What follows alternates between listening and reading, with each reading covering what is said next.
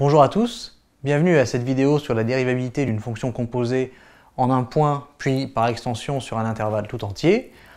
Alors, c'est un théorème extrêmement important parce que d'une part, il va nous permettre de justifier que des fonctions un petit peu bizarres ou un petit peu compliquées sont dérivables sur un intervalle.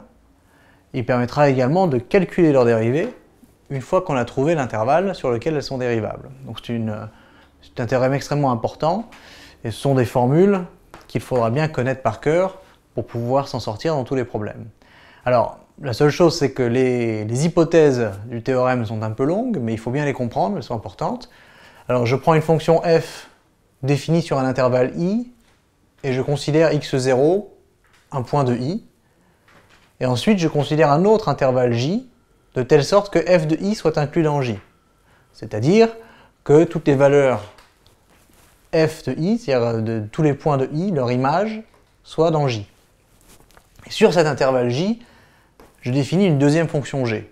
Alors ça, c'est parce que, de toute façon, pour avoir une fonction composée, il faut bien que j'ai deux fonctions. Donc il faut bien que j'ai deux intervalles sur lesquels ces fonctions sont définies. Je dis ensuite que si f est dérivable en x0, et qu'en plus g est dérivable en f de x0, alors la fonction g de f de x, qui s'appelle aussi g rond f de x, est dérivable en x0, le point de départ, et j'ai la formule suivante, g rond f' au point x0, c'est g' de f de x0 fois f' de x0. Voilà. Donc attention de ne pas se mélanger avec les primes et de ne pas oublier des termes dans cette formule. Et ça, c'est pour la dérivabilité en un point seulement. Si j'ai une hypothèse un peu plus forte, c'est que f est dérivable sur i tout entier et que g est dérivable sur j tout entier, eh bien alors g rond f est dérivable sur i tout entier, donc en tout point de i, et je vais avoir à ce moment-là, pour tout x appartenant à i, il ne faudra pas oublier de le préciser, g rond f' de x, eh bien c'est la même formule mais en n'importe quel point, c'est-à-dire g' de f de x fois f' de x. Voilà. Alors ça, c'est dans le cas général, et c'est la même chose, c'est une formule qu'il faut connaître absolument par cœur. Et on va voir tout de suite pourquoi, en s'intéressant à la fonction h que j'ai mis ici, qui est la racine carrée d'une autre fonction, qui est x carré plus 1, et qui est bien définie sur R. Pourquoi? Parce que x carré plus 1 ne prend jamais de valeur négative, c'est un carré plus 1, donc au pire c'est égal à 1, mais c'est toujours plus grand que 1 sinon. Et donc la racine de cette quantité a un sens et est bien définie. Alors on me demande la dérivée de h. Alors, attention, avant de montrer calculer n'importe quelle dérivée, il faut montrer la dérivabilité. C'est ce qu'on va faire. On va montrer la dérivabilité de deux fonctions, de x carré plus 1 et ensuite de racine de x. Et ensuite on va conclure avec le théorème de la dérivabilité d'une fonction composée. Alors, d'abord on va poser f de x est égal à x2 plus 1, et ensuite g de x est égal à racine de x. Et on voit bien que si à la place de x, je mets f de x, g de f de x, c'est racine de f de x, c'est-à-dire racine de x2 plus 1. Donc ça veut bien dire que h, par définition, c'est g rond f. Donc j'ai bien ma fonction composée.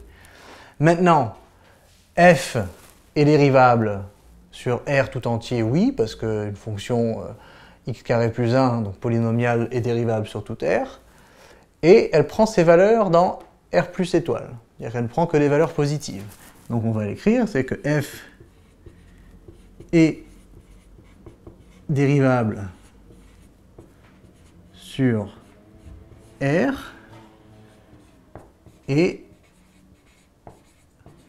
prend ses valeurs dans R plus étoile. Parce qu'effectivement, toutes les valeurs prises par f sont positives, strictement.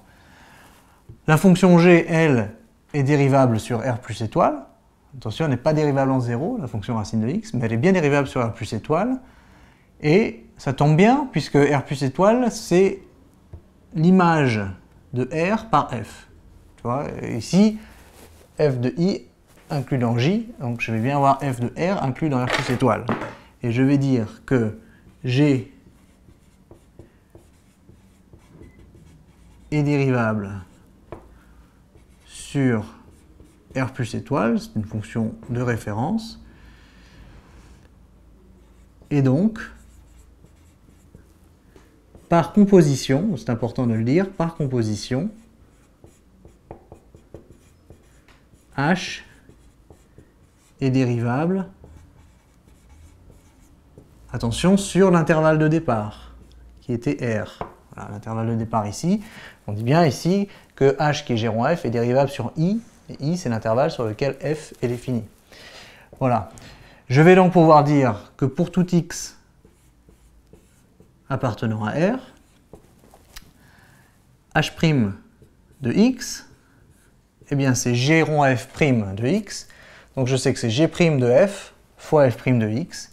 Alors, G', la dérivée de racine de X, c'est 1 sur 2 racine de X. Simplement, ce n'est pas G' de X, c'est G' de F de X. Donc je mets F de X dans la racine. Multiplié par F' de X. F' de X, c'est un polynôme, ça se dérive très facilement. C'est 2x. Alors les deux même se simplifient, ce qui me permet de conclure que la dérivée de h, c'est la racine, pardon, c'est x divisé par la racine de x2 plus 1. Alors, pour conclure, vous voyez que ce théorème est extrêmement important. Dans un premier temps, il nous le donne que la fonction est bien dérivable, et nous précise même sur quel intervalle elle est dérivable. Maintenant, je veux calculer la dérivée, je peux appliquer cette formule, et une fonction a priori compliquée, en tout cas plus compliquée que les fonctions de référence du cours, je peux en déterminer la dérivée simplement en appliquant cette formule, et en calculant bien deux dérivées qui sont beaucoup plus simples, parce qu'effectivement, dérivée racine de x ne pose pas de problème, c'est une dérivée à connaître, et dérivée x2 plus 1, de la même façon, est une dérivée à connaître, donc c'est une dérivation très facile. Voilà. Donc n'hésitez pas à bien reprendre ce théorème pour bien le comprendre, avec cet exemple, avec d'autres exemples, et si vous avez des questions, faites-nous en part.